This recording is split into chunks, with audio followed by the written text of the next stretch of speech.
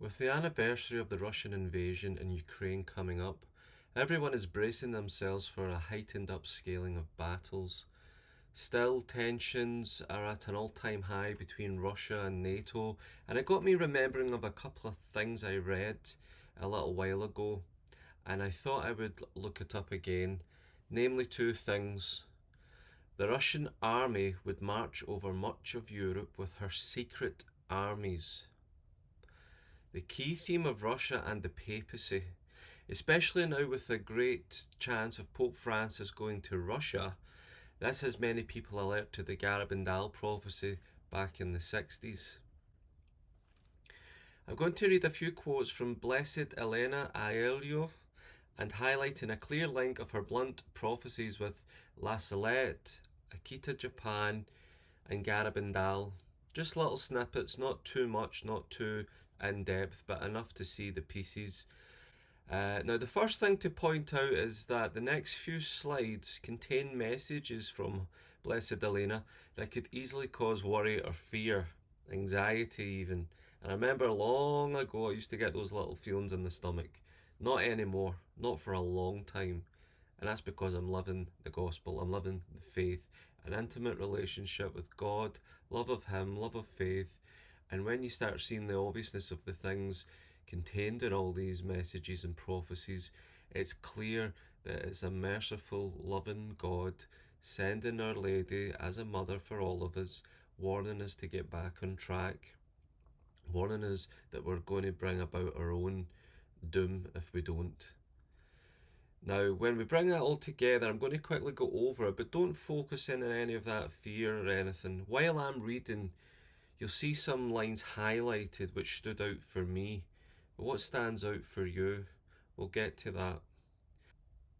And for me, it still comes to the point where all of this conclusion and any confusion and anything that'll happen that'll cause all of the mass panic and more confusion and worry, we're going to be stepping along the way with Our Lady, because these events, I believe, at least some of them, are contained in the secrets of Medjugorje.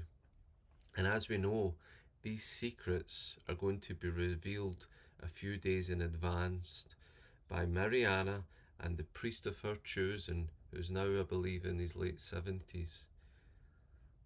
Put that in your time frame, plus a few other timeline frames that'll highlight the point why now. Why should we be really listening to this now like never before? Let's get into it.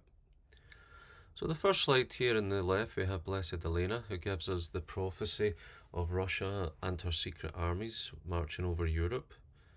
Top right, well-known face, is Sister Sasagawa of Akita, Japan, who gave us the very harsh prophecies of what's to come with the impending chastisement and the division within the church. And notice this was in 1973 onwards, and now in 2023 we're at the 50th anniversary of Akita.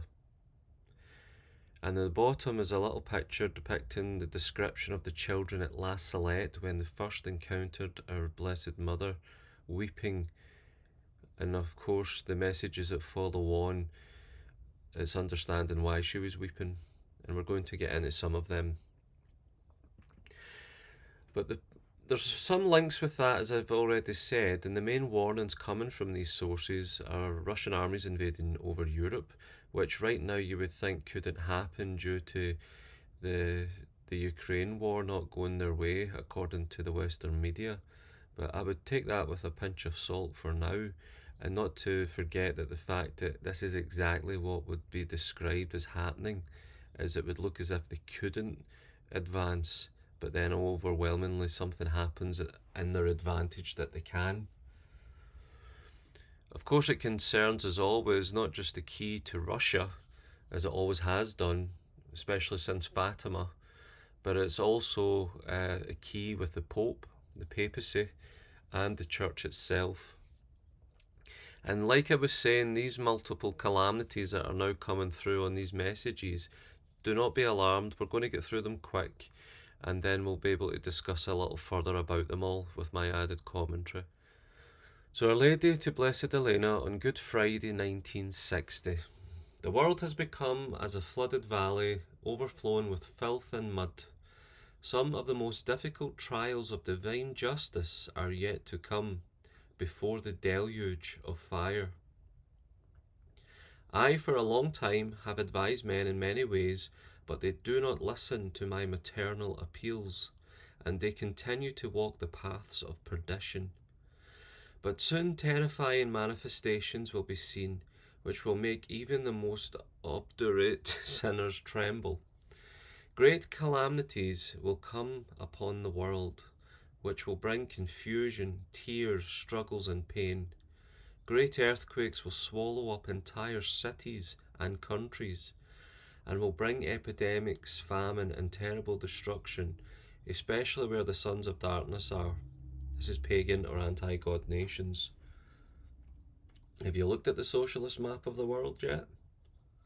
That deluge is a key theme word I've picked up in these slides. It takes us back to Akita. And anything described with those great earthquakes swallowing up cities and all sorts of calamities. If you can remember the movie 2012, I urge you to watch that and then reread these words. Then, several months later, in the same year of August 22nd, 1960, Our Lady, on the Feast of the Immaculate Heart, gave the following message to Blessed Elena. The hour of the justice of God is close and will be terrible. Tremendous scourges are impending over the world, and various nations are struck by epidemics, famines, great earthquakes, terrific hurricanes, with overflowing rivers and seas, which bring ruin and death. If the people do not recognize in these scourges of nature the warnings of divine mercy, and do not return to God with the truly Christian living, another terrible war will come from the east to the west. Russia, with her secret armies, will battle America, will overrun Europe. The River Rhine, I believe is in Germany, will be overflowing with corpses and blood. Italy also will be harassed by a great revolution, and the Pope will suffer terribly. Now, for me, what stands out there, the scourges of nature, is these things are happening increasingly more constantly. But again, with the New World Order and all the media that's controlled, everything's about climate change. But here we've had for many, many decades telling us these scourges of nature are linked more to sin than it is to cow farts, basically, if I may say so. Then, of course, again, we're highlighting countries that Russia will be at war with, where it'll implement Russia, America, Germany, Italy, and France and England are not strangers to certain prophecies as well. But here again, Italy will be harassed by a great revolution, and the Pope will suffer terribly. Now, the Vatican state being its own, why would it have to involve the Pope when it's a revolution in Russia? A revolution in Italy? This takes me back to the Prophecies of Anne Catherine Emmerich, which you'll find in great detail in one of my other videos on this playlist. Our Lady on the Storm. Further words she says to Blessed Elena were, "People are offending God too much. Were I to show you all the sins committed on a single day, you would surely die of grief. These are grave times. The world is thoroughly upset because it is in a worse condition than at the time of the deluge." There's that word again. The powers of evil are getting ready to strike furiously in every part of the globe. Tragic events are in store for the future. For quite a while, and in many a way, I have warned the world. Italy shall be humiliated and purged in her blood. She shall suffer very much indeed on account of the multitude of sins committed in this privileged nation, the abode of the Vicar of Christ. You cannot possibly imagine what is going to happen. A great revolution shall break out, and the streets shall be stained with blood. The Pope's sufferings on this occasion may well be compared to the agony that will shorten his pilgrimage on earth. His successor shall pilot the boat during the storm, But the punishment of the wicked shall not be slow. That will be an exceedingly dreadful day. The earth shall quake so violently as to scare all mankind. And here we go into a little excerpt from the Prophecies of Salette. God is going to strike in an unprecedented manner. Woe to the inhabitants of the earth. God is going to exhaust his wrath, and no one will be able to resist so many concerted woes.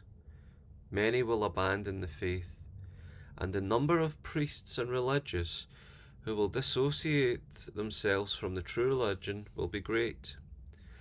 Many religious institutes will lose the faith entirely and will cause the loss of many souls.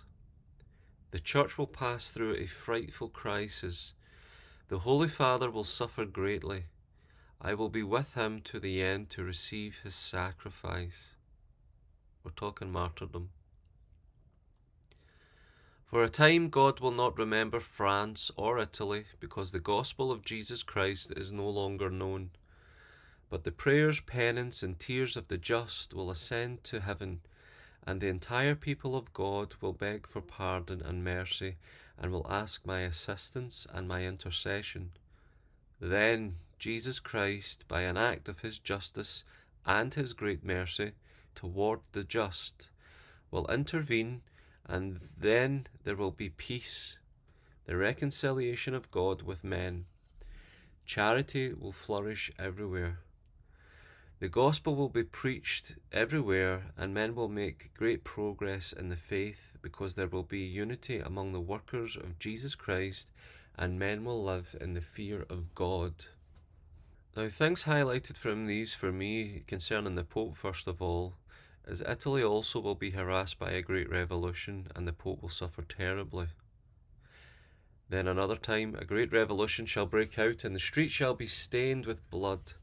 The Pope's sufferings on this occasion may well be compared to the agony that will shorten his pilgrimage on earth. We should be thinking there of Anne Catherine Emmerich's visions of the angry mob and the flames at the Vatican, where the Pope was in hiding. Also Garabandal, where it's prophesied that shortly after the Pope's return from Moscow, this revolution and everything breaks out. So we've got key signs to look out for. But yes, the deluge. She says in Akita that this will be the worst punishment in the time of Noah, worse than the deluge, and where fire would fall from the sky, wiping out a large part of humanity. The living would envy the dead. And we're in this 50th anniversary now of those warnings. And here we have in the 1960s from Blessed Elena speaking of Deluge of Fire, confirming a lot that's heard in Akita. Russia's always been key, especially from Fatima through to now. And there we have the listed amount of events to come. So why now? Why not in 50 years' time? Why not 100 years' time? Why not 20 years ago? Why now? Well, since the Cold War, where Russia hasn't really been involved in much, it's the West that's been invading every single country.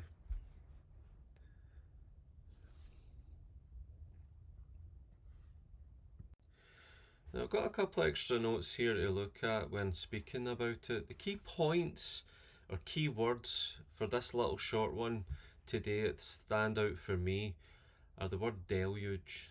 Nothing's been as bad since the deluge, and what's coming is the deluge of fire. You know, and again we hear that word about fire falling from the sky back in Akita in 1973. That seems to be the final chastisement, or near the end of the chastisements that are to come after all the warning of Garabandal, all the mercy, the outpouring of the Holy Spirit, illumination of conscience, all the permanent signs in the world that God's done everything, and more people than ever will be back with God. But again, this one seems to come at the very end if people still don't change even after all that. So that does seem to be at the further end of things. We're definitely in the middle of it with Russia. This is just the beginning. and it's been a long time waiting for those that are aware of the Fatima, Garabandal, Akita prophecies, and who are very, very much open and understanding of the times with the Medjugorje secrets and the events contained in those secrets, which are to be revealed to us with some advance notice. Remember that. And again, it's nothing new when you hear of these doom and gloom events, the earthquakes and famines and all the rest of it. But look where we are after the 2 years of lockdowns, the supply chain issues. Look at the fact that, again, with the war in Russia and Ukraine and the hostilities breaking out between China and Taiwan, which again would bring the West in, you can see mankind that alone, just through the warfares, is enough to have us at the point of nuclear Armageddon. But even nature is asking for the divine creator to take action, as Our Lady once says in a message at Medjugorje, I believe. And you hear the nature again. All these things are not climate change. God's working through his creation. God's working through in these ways that, unbeknown to us why he does it in such ways, to get everyone's attention around the planet at the same time. But as Mother Angelica once says, you're going to see these becoming more frequent. Look at the one in Turkey and Syria, that earthquake so far. It's enough to humble anyone in a place of power to realise that we are at the mercy of nature, but we're also at the mercy of God. We're still at the time of mercy before the time of justice comes, and these events are going to be getting more and more happening. But that media outlet's going to keep saying it's climate change, it's climate change. I'm all for recycling, I'm all for looking after the planet, absolutely, but more interested in saving souls. And this is the bigger picture. So why now? Why not 10, 20, 50 years ago? Why not 50 years' time? Maybe it's another couple of centuries' time for all these things to happen. Yes, the world's going to continue, no doubt about it. Time will long go on and on after everything contained in these prophecies come to pass. I'll be hopefully in heaven and centuries pass on earth. Hopefully in the time of peace, the era of peace that's promised. We have to hang on to that hope. But why now? Why am I saying that we should be more alert now than ever before? Well, we have indicators pointing in a certain direction. We're not fully arrived at the point where we're to go, but we can see clear roads and inlets. We can see where we're indicating to turn, and this is what stands out for me. For the first time since the Cold War, Russia's very much back in a full-scale war, as we see in Ukraine. And just this week now, we're even getting the threats that Belarus might eventually step in to back them up. We're seeing them still testing more and more of their own strategies and plans with their bombers coming over UK airspace, French airspace, Moldovan airspace. There's a lot still happening with this. This is not just going to be isolated to Ukraine, especially when we're looking at these prophecies. The big one for me, and it's getting highlighted a lot since this year, and I've already stated it, the four popes prophesied at Garabandal after John the 23rd would have us into the new era. And combining at the point as well of the Garabandal prophecy, these things will all kick off when the Pope returns from Moscow. So we've had the four popes, first of all, since the 1960s, since John the 23rd. We've had Pope Paul VI, John Paul II, and Benedict. And his timely death on New Year's Eve, the last day of the year in 2022, brought us into the 50th anniversary of 2023. Not just a brand new year, the rise of dawn, but the brand new era. And the 50th anniversary of Akita, Japan, beginning 2023. And now Pope Francis, since the last few years, who's always open to go anywhere, including Russia, he's the first pontiff to meet Krill in Russia, the head of the Orthodox. First time they've met in hundreds and hundreds of years since the breakup. So that was a monumental moment. But is he either going to go to Moscow to see him, or is he going to Moscow to see Putin? In a recent interview coming back from Sudan just a couple of weeks ago, this is already getting looked at as he's explained to journalists. He is keen to get to Moscow for peace talks. So everything's indicating there with Garabandal, with the popes. This pope want to go to Moscow. But something still stands out with me, and it sounds little in comparison to everything, as he is the Pope with a halting step. We see him in the wheelchair for now, but if he's walking, that halting step. And it takes me back to that flashback of seeing him walking with the halting step through an empty St. Peter's Square up to the cross before he gave his papal blessing. And to me, that again was a precursor to the Fatima secret. Now it's highlighted in here as well that the Pope, Our Lady, will be waiting for his sacrifice. Is Francis the Pope that will be martyred, and it's his successor, the real Petrus Romanus, the one who takes us through the storm, as it's highlighted in this slide. And when you hear that word storm, where he's manning the boat, it gives us a clear image of one of the dreams of St. John Bosco. The storm waving against the boat, all the churches on the boat, that storm is tossing it from side to side. They have to steer it towards their port. And when they go through the two pillars, one of Our Lady, one of the Eucharist, all is calm.